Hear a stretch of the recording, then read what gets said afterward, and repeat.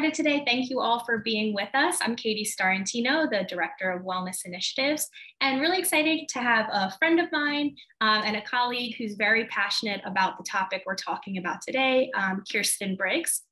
So Kirsten is a certified registered nurse practitioner with over 15 years of experience in the nursing profession, including 10 years as an advanced practice nurse. Kirsten graduated with her BSN from Bradley University in 2004 and obtained her MSN at LaSalle University in 2010. For 10 years, she's also maintained an adjunct faculty position at the Community College of Philadelphia. And she has experience in primary care, internal medicine, med-surg, skilled and rehab nursing, long-term care, and drug and detox rehabilitation. She's really passionate about this subject and was excited to come and talk with you all about it today. So I am going to hand it over to her. Thanks so much, Katie. Hi, everyone. I just want to thank Katie and Friends Life Circle for having me, and I want to thank you all for attending today. So today I just want to talk about two topics. It's going to be hydration and nutrition to feel your best.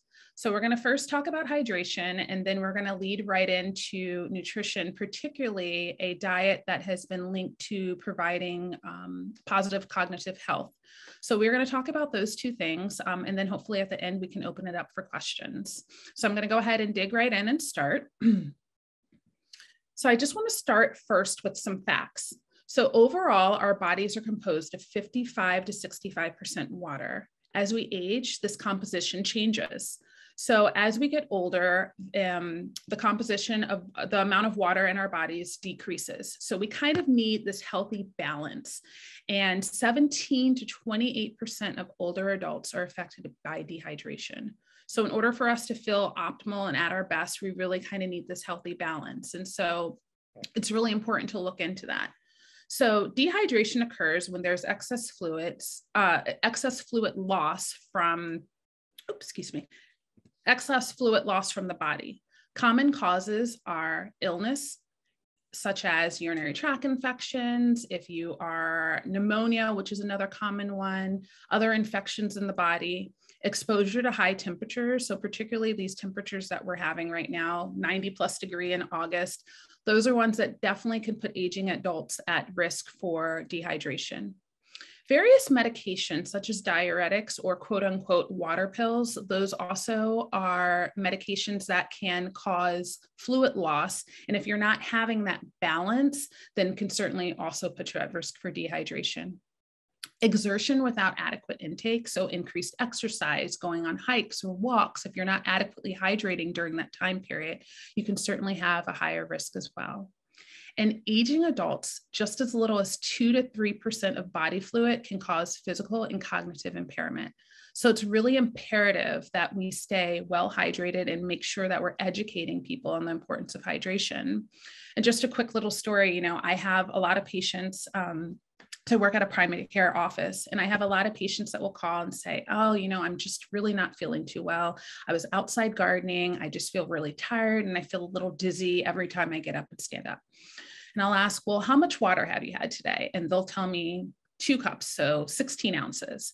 And I say, well, it's 2 o'clock in the afternoon, so that's just not enough fluid. Why don't you try hydrating with some water? You can maybe have a little bit of electrolyte water, and let's talk in about an hour or two and see how you feel. A lot of times, and I'm not saying that's the only cause, but a lot of times that will correct itself with adequate hydration.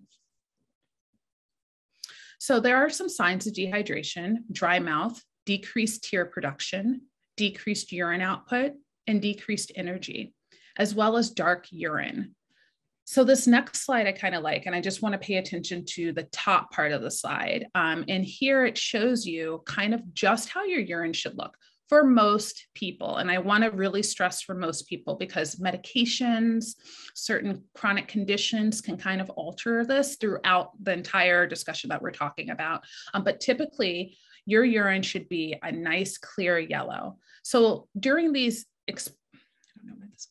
during these high temperature days, it's really important to make sure you're hydrating adequately. And if you're noticing that your urine is getting darker, or you're seeing dark urine instead of that clear yellow urine, then that is an indication that you want to start to increase your fluid intake. Now, obviously, if you're having this color urine with additional symptoms such as urinary symptoms, those are times that you certainly want to talk to your provider about that. But this is a nice kind of indicator in terms of, am I drinking enough and am I adequately hydrating? So some symptoms of dehydration.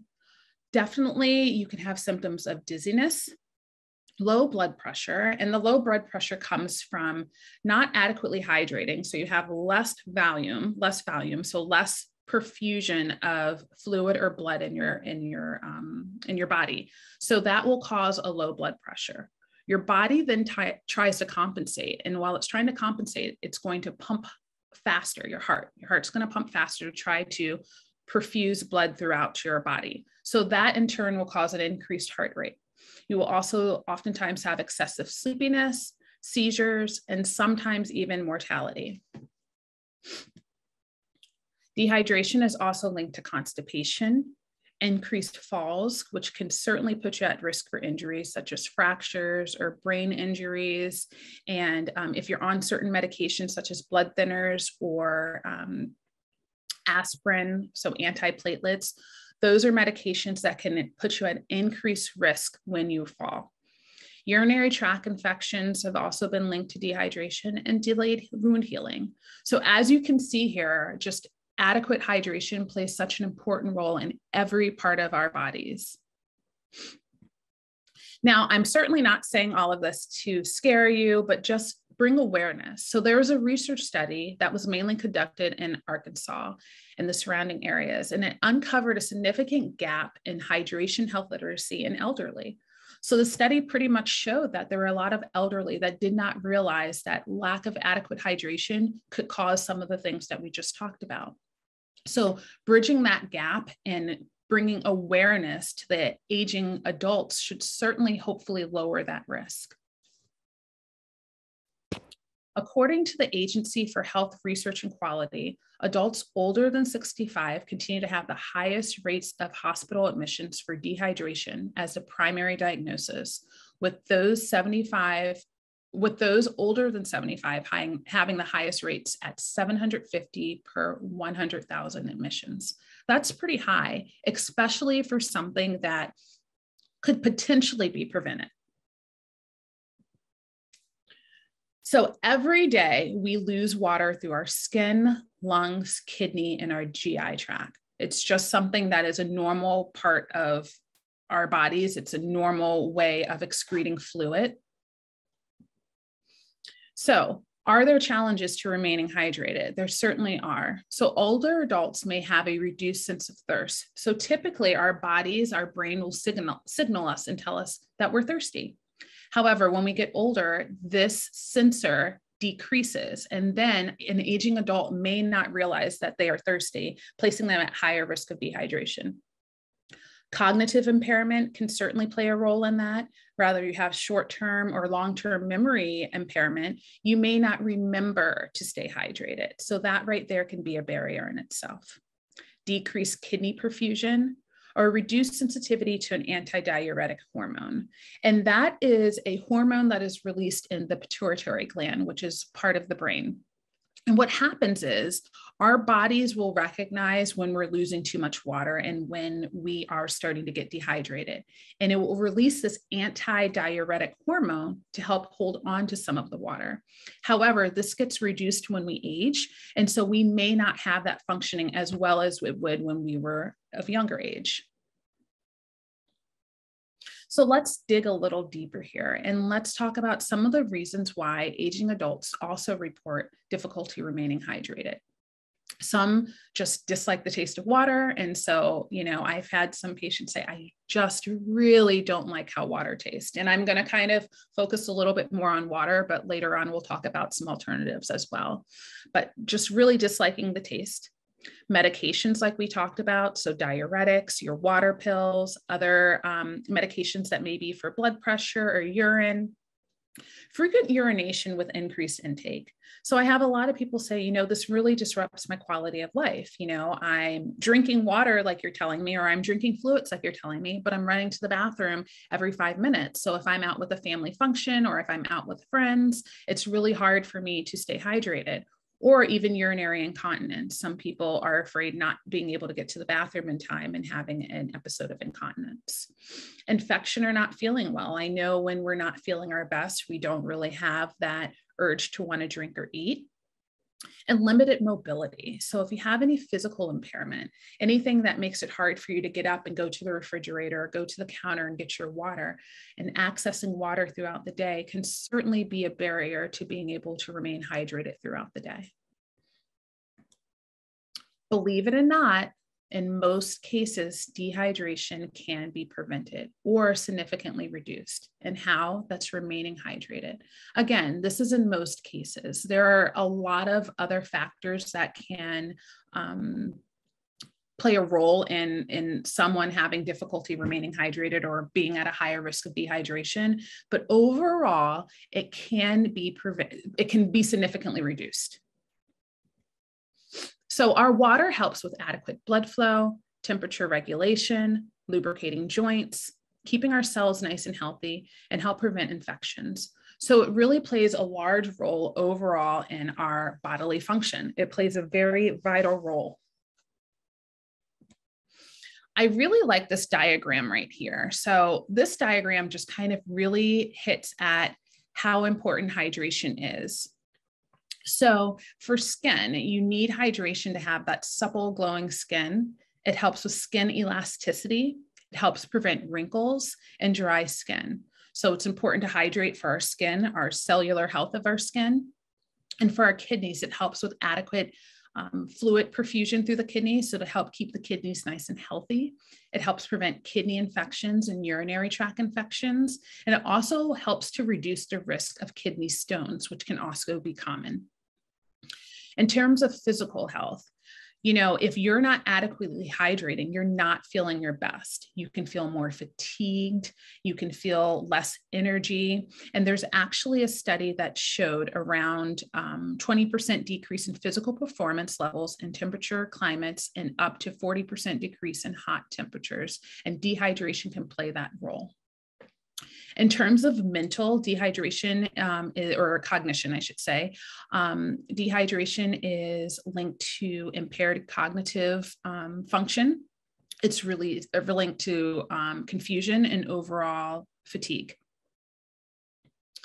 In terms of weight loss, adequate hydration plays a big role also in weight loss. And there was actually a study that indicated that an absolute increase in drinking water, 34 ounces per day, was associated with a 5-pound weight loss over 12 months.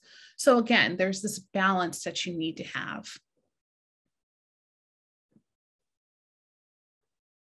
So how much should you be drinking on a regular basis? I have to say, this is very individualized.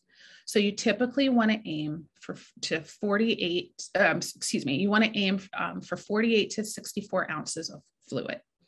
This is individualized, and I say that because certain medications or medical conditions such as congestive heart failure, which is a fluid overload within the heart or your heart not adequately being able to pump fluid and blood out, sodium or electrolyte imbalance, kidney issues, and certain medications, like I said, the diuretics, that would be kind of like your Lasix, which is a common one, or hydrochlorothiazide, which is another common one that's treated for blood pressure.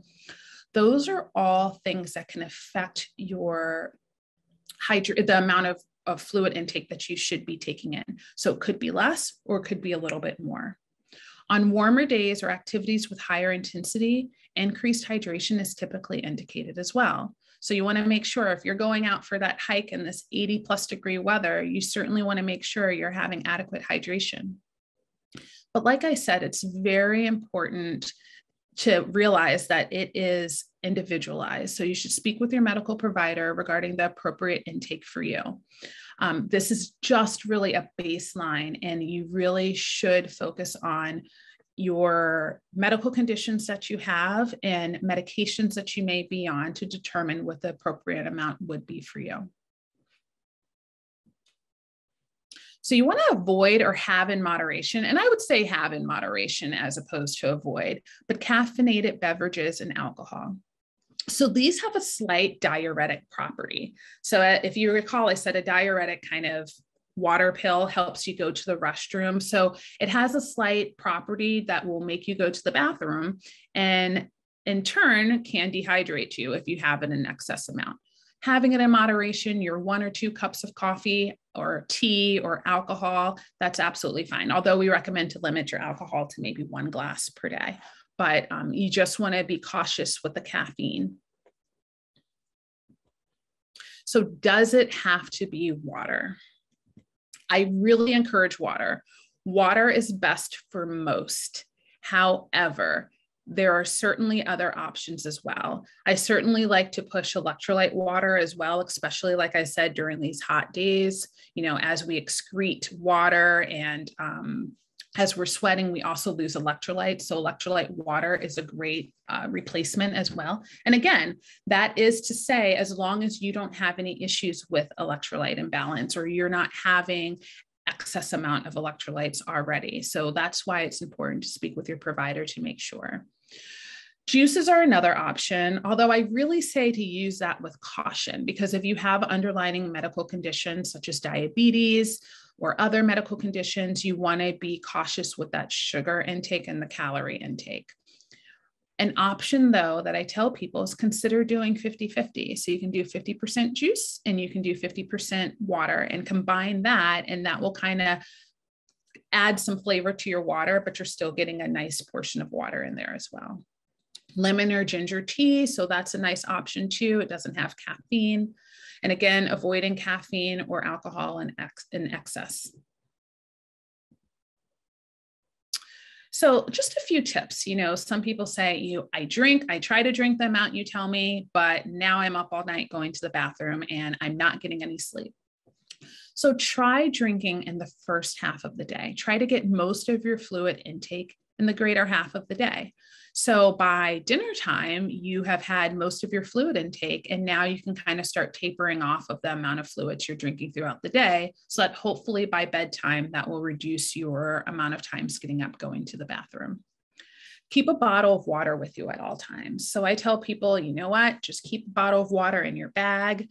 And especially during these warmer days, have a frozen bottle and an ice pack. And then when you're out, you can certainly grab your additional bottle as well. So at all times, you have some sort of hydration.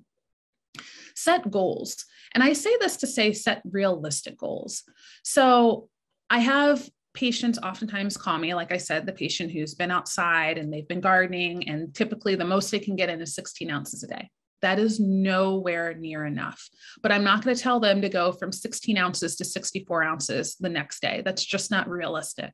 So, okay, you drink 16 ounces. Let's aim now for getting 32 ounces. So let's add a couple of extra glasses of water or beverage of your choice. So setting realistic goals. Another thing that I will sometimes recommend is putting the fluid out on your counter or right in your refrigerator the first thing in the morning. So you know, okay, this is what I need to drink throughout the day. Instead of, oh, how much have I had to drink? I think I had a cup here, I had a cup there. Have that set out, and that is your goal for what you're going to drink throughout the day. Eat foods that contain water. Also popsicles, water ice, again, caution with the sugar in there. Add a cup with each meal. Okay, so breakfast, lunch, and dinner, I'm going to add 8 ounces of water, 8 ounces of fluid. There's 24 ounces right there. And then you can just make up the remaining amount throughout the day. Smoothies with ice or a water base. I like that. So instead of having your smoothie with milk base or with yogurt, I say add ice or water and have that as your predominant base. And then you can add your fruit. You can add bananas or peanut butter or whatever you'd like to help thicken your smoothie.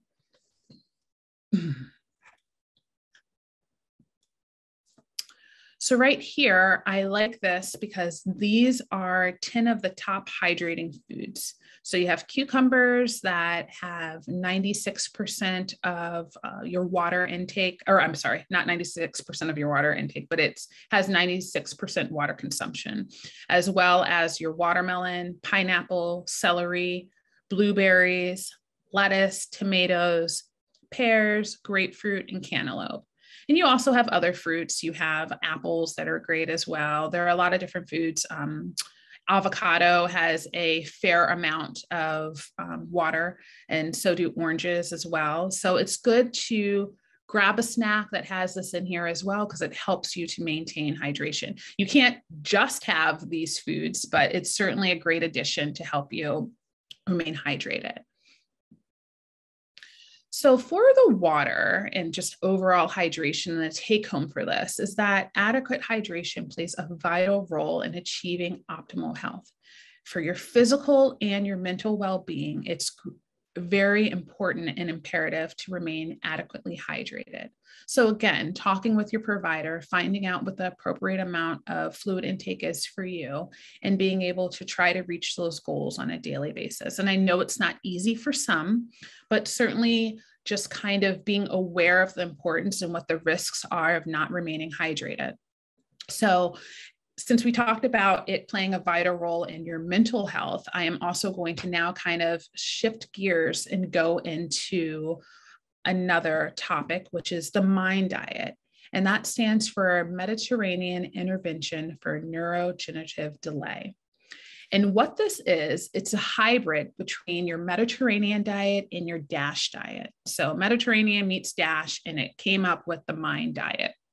So your Mediterranean diet is a diet that focuses more on weight loss. And it was derived from diets that are seen in countries along the Mediterranean Sea. So they focus on no refined sugar, low fat diet. They focus on refined grains as well. And the DASH diet is a dietary approach to stop hypertension. The difference with the DASH diet and the Mediterranean diet, or one of the biggest differences, is with the DASH diet is you're limiting your sodium intake. So typically it's a 2-gram diet or less. So for some, it may be 1.5 or 1,500 milligrams or 2,000 milligram sodium diet. The foods are rich in calcium, potassium, and magnesium, which are all important things to help lower blood pressure and help maintain a healthier cardiac diet. They also decrease saturated fats. So you want to limit your saturated fats, your refined sugars, the high fats. Those are all things in the DASH diet as well. So we'll talk about it a little bit more in detail with the MIND diet, but that is pretty much the basis of the Mediterranean and DASH diet. And that is how the MIND diet did come to play. So research shows that the MIND diet can improve brain health and lower your odds of developing conditions like Alzheimer's, dementia, and other forms of age-related cognitive decline. This diet is based on proven brain-defending foods. So Alzheimer's is the most common dementia diagnosis. It was named after Dr. Alois Alzheimer in 1906. So Dr. Alzheimer was a psychiatrist, and he worked at an asylum, and he recognized that there was this female that was having behavioral changes and some impairment in her short-term and long-term memory. So at this particular asylum, the husband of this female wanted to move her out of this asylum because he felt like it was too expensive to have her there. But Dr. Alzheimer was fascinated by this particular female. So when she passed away, they agreed to study her brain. And when they studied her brain, they saw that there were a lot of neurofibulary tangles within the brain, and there were also amyloid plaques. So I want you to remember the amyloid plaques, because I'll tell you how that kind of relates a little bit further into the discussion. But that is how Alzheimer's came to be. The amyloid plaques and the neurofibrillary tangles came to play and developed into the name Alzheimer's. More than 6 million Americans, many 65 years or older, are affected by this disease. So right here, it's just kind of a quick little view of the difference. So a lot of times you'll hear dementia, you'll hear Alzheimer's. What's the difference? So dementia is a general term for symptoms like decline in memory, reasoning, or other thinking skills. Alzheimer's is a specific brain disease that accounts for 60 to 80% of dementia cases.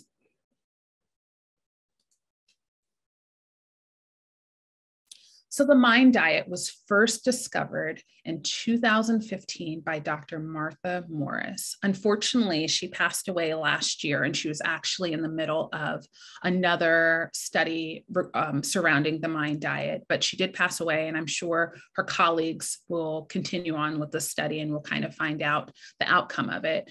But she passed away last year, but she did remarkable and fascinating work over her years as an epidemiologist. So Dr. Morris and her colleagues studied this diet at Rush University and Harvard Chan School of Public Health.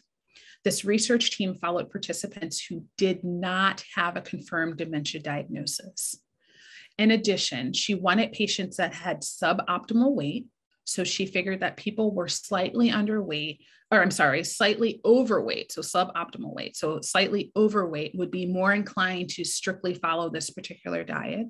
And she also wanted participants who didn't already have a steadfast and hardcore diet that they followed, because again, she wanted people to be more willing to participate and be more strict with this diet. The MIND diet contains foods that are believed to protect the brain.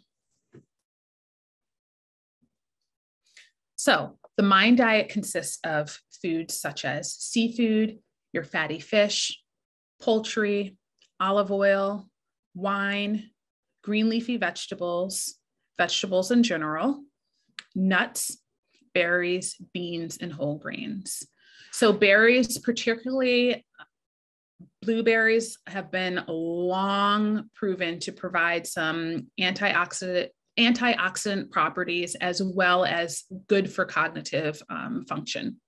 Strawberries are also another one that she studied to show that those had some improvement as well.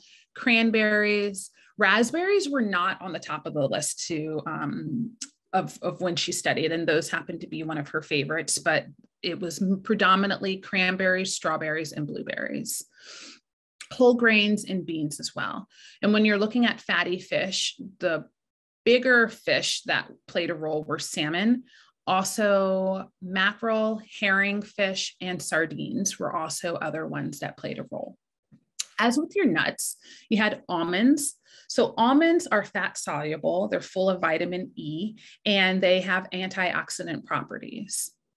Walnuts are another one that have a lot of omega-3, vitamin E, fiber, and those are another really good nut that plays a very vital role also. Now, when I say this, I say I want you to be cautious, because if you do decide, hey, you know what, I'm going to start incorporating nuts into my diet, you want to be cautious with the sodium. So the best ones to try are going to be your dry, unsalted nuts, which for some, it may take a little getting used to in terms of the taste, but those are going to be the better ones for the kind of just overall health for you, because it's not saturated in the oils and it doesn't have the salt with it.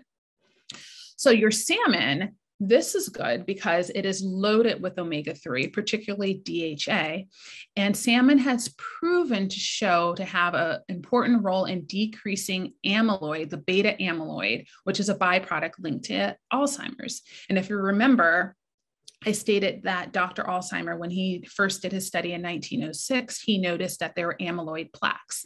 So salmon has shown to decrease some of that beta amyloid as well. Others are avocado, which are phytochemicals. Phytochemicals are found in plants. Avocados have properties that have shown to decrease inflammation. You have your grains that have fiber, B vitamins, all proven to help with cognition. And then your berries that we just mentioned, which also have anti-inflammatory properties and fiber as well. So for some of these throughout the study, Dr. Morris didn't completely find why, or I should say how these foods play a role in cognitive health, but they were linked to some of them. So for instance, wine. Wine, it's been shown to show some anti-inflammatory properties amongst some other things as well, but they haven't always been able to find exactly why or how it has that direct correlation. In general, these foods contain various vitamins and antioxidants that are very important, such as your vitamin E, your folate, omega-3 acids, particularly your DHA, and then your carotenoids. And the carotenoids, that is what gives food color. So it gives color to your yams, it gives color to your leafy vegetables, it gives color to your pumpkins, salmon, and then you have your flavonoids also, which those provide anti-inflammatory effects as well. Now, I want you to also be cautious with your green leafy vegetables for some people, because green leafy vegetables are often full of vitamin K, which is great as well. But certain medications, such as Coumadin, also known as warfarin, vitamin K can affect that. So again, any changes or variations in your diet, you certainly want to talk to your provider, because they can really take a look at your medications, your chronic conditions, and see what is going to be an appropriate amount for you. So overall, these foods help reduce inflammation and restore cellular health. So you want to steer from your saturated and your trans fats. Those are linked to increased cognitive decline, and your unsaturated fats are linked to a decreased rate of decline. So right here, we have just kind of a little picture of the saturated fats that you want to steer from. So your fat milks, so your whole milks, your butter, your meats, your sweets, and frying foods in butter and coconut oil. You want to lean towards your unsaturated fats, and those are going to be your healthy fats. So those are your oily fish that we talked about. That's going to be your healthy nuts. It's going to be more the olive oil and your skimmed milk. So, and avocado as well. So you have a lot of healthier fats that you can certainly lean to.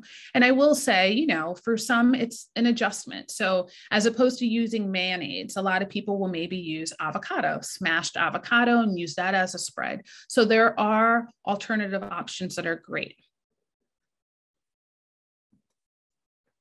So there are a couple of very interesting studies. So this first one Dr. Morris did was through the Chicago Health and Aging Project.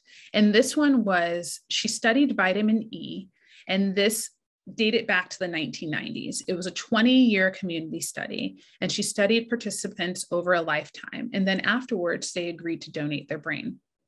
Well, after they studied the brain, they saw that there was pathology that represented Alzheimer's. However, the patients had no clinical evidence of Alzheimer's, and these participants had 20 thorough cognitive tests per year. And this was thought to be because of what's called a cognitive reserve. And that's where your brain has the ability to go around the areas of pathology and still be able to function without any indication of cognitive decline. So the studies showed that those that had a higher increase of vitamin E had improvement in their cognitive health, where those that did not follow a strict vitamin E intake had a steeper decline in their cognitive health. The other study that she did not take part of, but she definitely researched it and determined how this would be beneficial in the mind diet, was the DHA study. So this study is where, first looking at 50 to 60% of our dry weight structure of our brain is lipid matter. Most important lipid is DHA. Let's remember that DHA is also found in fish. So DHA is found in important areas of the brain, the high metabolic or the high activity areas of our brain. So studies showed that DHA was passed from through breast milk. So the mother was passing DHA to their infants, and they determined that, well, this is helping obviously with with the formation of brain function, so brain development. So they started adding DHA in formula as well. So now you have DHA that's added in formula because it's helping with adequate brain function and development in the infant. So I looked at this and they said, well, if this is helping with brain function and brain development, then how does DHA play a role in maintaining cognition? So helping to prevent cognitive decline. So what they did is they started studying rodents. They provided rodents with increased DHA, and the studies found that they had increased DHA in their brain as well. And it showed that there was a 60% reduction in those developing Alzheimer's and overall a higher rate of cognitive function. So 1 serving of fish that they found a week was providing an increased DHA and providing an adequate amount to help maintain cognitive function. So right here, we can take a look at the DASH diet, the Mediterranean diet, and the MIND diet, and just kind of in comparison. So like I said, Dr. Morris took these 2 diets and she tweaked them. So what she determined was, what's the lowest amount of intake of these foods that a patient can have, but it will still provide benefits to the cognitive health. So with the DASH diet, you're looking at it and there's 42 plus servings a week, and the Mediterranean diet had greater than 32 servings per week. But studies showed that just greater than 28 servings per week provided benefits. Same with vegetables, 28, greater than 28 servings, greater than 33 in the Mediterranean diet. But in the MIND diet, just greater than 7 for your green leafy and other vegetables in general, 14. With fruits, a half cup per day, where your Mediterranean and DASH diet, we're looking at over 20. And with the MIND diet, they really try to limit the cheese and butter in general, where in the Mediterranean diet, there's a certain amount that you can have, but you really want to try to limit it in the MIND diet. Beans and nuts were also another benefit here, 3+ and 1/8 cup of nuts per day. Again, your almonds and your walnuts are your best. And then you have your lean meats, which are less than 4 per week, and your olive oil, obviously here at the bottom, and the alcohol, 1 per day. So Dr. Morris did another study, and this was through the Memory and Aging Project, which also occurred in Chicago. And this was another study of the MIND diet on the aging brain. And there were approximately 1,000 participants. I want to say it was slightly over 900. And they followed people over 10 years. And out of those 900 plus participants, 114 people developed Alzheimer's. In the study, there was a 35 to 53% reduction of developing Alzheimer's. So the 35% were for those that moderately followed the MIND diet, and the 53% were for those that strictly followed the MIND diet. So through her studies, it definitely showed that following this diet provides a lot of benefits to your overall cognitive health and reducing some of the risk of Alzheimer's. So these foods are relatively safe for most. However, it's important, like I said, to really discuss these changes with any changes to your health regimen with your provider. So the good thing about the MIND diet, and as you can see, it incorporates the DASH diet and the Mediterranean diet. So it can certainly have benefits for your cardiac health, for diabetes, for weight loss. It can really aid in a lot of other factors as well, because it really is a cardiac healthy diet. So what foods should you be avoiding? You really want to avoid your fried foods. You should really only have that intake less than once per week. Your sweets or pastries, you can have that 4 times a week at most. Your butter, 1 teaspoon or so if you're going to have it. Limiting that would be fine as well. And with your red meats, less than 3 servings per week as well. So it's really having everything in moderation. It's about moderation, and it's not necessarily strictly adhering to the diet unless it's clinically indicated, and unless you have, other medical conditions that don't contraindicate you strictly adhering to this. So again, remembering everything is in moderation, making sure that you are speaking with your provider to determine what appropriate diets, what appropriate hydration and fluid intake would be best for you. You really want to make sure that you are doing what's best for you and your health. And this is just a general guideline and baseline, and kind of educating you on proven research that has provided beneficial effects on your cognitive health in general. All right, everyone, thank you for joining us. Next month, we have Dr. Thomas Boyne coming back. He's going to talk about vertigo and dizziness, and how we don't have to live with that. So I think that might be of interest to a lot of you. Check that out on our website. You will get a recording, and we will send along anything else Kirsten sends us. Thank you for being with us today. Great. Thank you all for having me. Thank you, Katie. I appreciate it. Everyone have a great day. Thank you. Bye-bye. Thank you. Bye-bye.